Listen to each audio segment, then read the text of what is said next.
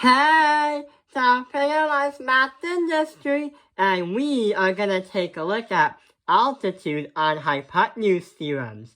But hang on, what does this even mean? Well, when you think of the word hypotenuse, you've probably seen something that looks like a right triangle. And you're right. Right triangles will have hypotenuses. Not only that, we learned about altitude theorems in the past too. So, when you think of altitudes happen when they go directly from the bottom to the top of the triangle, indicating the height of the triangle. Also, they create 90-degree angles that goes away from this right here. But hey, looks like we have a triangle right here. Which triangles are similar?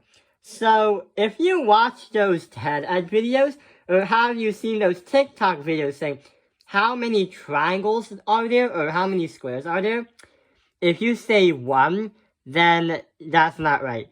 But if you say 3, then that's actually correct. Because those triangles have smaller triangles in them too, including the big one. So let's get started on what triangles are similar. So let's see what happens. First, we have this triangle right here.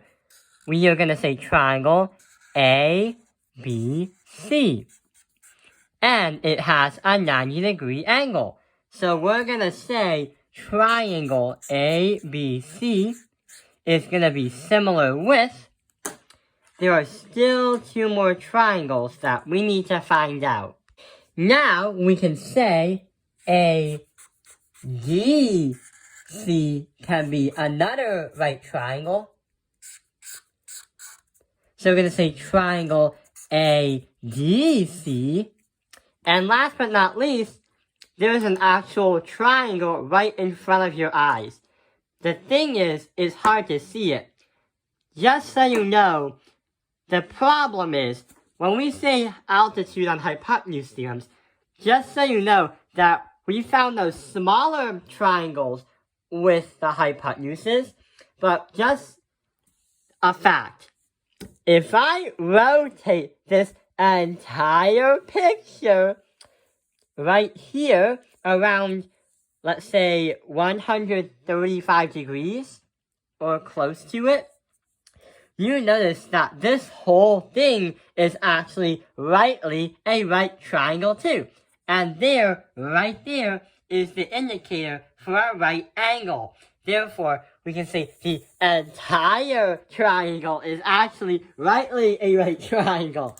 So we're going to say A, B, D is an entire giant right triangle right before your eyes. So we're going to say it's similar to triangle A, B, D. This is what it looks like on a separate piece of paper with all the triangles separated. Hello, and welcome, Foolish Humans. Hola y bienvenidos, humanos tontos. Before we depart, enjoy this brief safety presentation from Foolish Human Air. You'll be happy to know that you're in one of our global fleet of 7 128-story rockets that will be shot directly into space. And we'll create a new, better world without humans. It is quite lovely. I don't get it. These rockets will be outfitted with 0 exits. Your flight will last forever. And your final destination is the black void of distant space. But we also have free Wi-Fi. Oh, that's pretty good. So enjoy, and thank you for flying with us. Thank you. Gracias. Merci. Danke. Arigato. Thank you. So we have triangle ABC right here, ABC, triangle ADC, triangle ADC, and triangle ABD, so triangle ABD. Those 3 triangles can be used to understand what triangles are similar. But why did we do that? Well, to help us warm up and understand that there are hypotenuses in right triangles, and you can find right triangles inside of right triangles. But here's a catch. Imagine you are solving a problem on your math test. But the thing is, some of the problems you have to think about more critically, because they're not the usual problems you have seen before. Imagine you see these kind of problems. What's this? find the length of segment AC. So we have segment AC, but we also understand that we have 3 right triangles. 1, 2, 3. And the other thing is, what we're trying to do is find the altitude of AC. But we never really learned about how to do that yet. Also, the only thing we learned about was the Pythagorean theorem, taking a look at what are the sides and the hypotenuses of a triangle. But the problem is, what about this one right here? We don't know what the lengths are, and we have no clue what these are. These are our hypotenuse.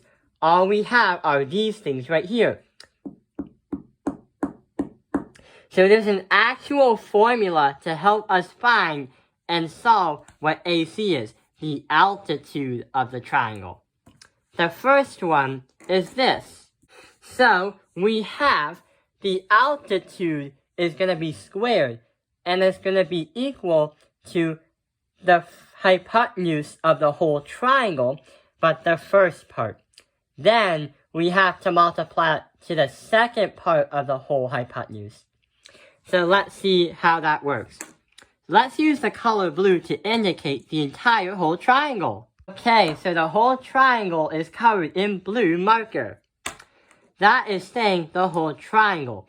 But when the formula talks about hypotenuse and the other hypotenuse, the 2 parts of it, when we have to multiply both parts of it, if I turn the triangle to its right side, so the 90-degree symbol is right on the left side, notice that if this is a leg and that is a leg, then it means that length 9 and length 3 are going to be fragments of the hypotenuse of the entire triangle.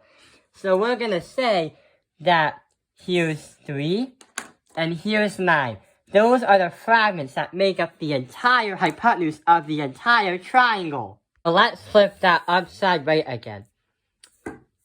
So what the problem said is we have to multiply the 2 fragments. So 3 times 9 is going to represent 27. But there's another problem. It says that the altitude squared. So here's what's going to happen. Let's say this is x. Now we have to say x squared equals 27. So now we have to get x alone. So square root the square and square root the 27. But the problem is x equals square root 27 is not our final answer. We have to simplify that out. So what we can do is change it to 3 and 9, because 9 is going to be a perfect square. And our final answer of x, or the length of AC, is going to be 3 square root 3.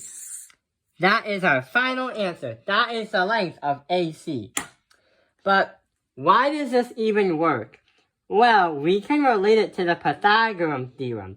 And if we are trying to find the altitude but without the numbers, if we were doing a ratio, then we would say BC divide that by AC. So here's BC divided by AC. If we make that proportional to, let's say, CD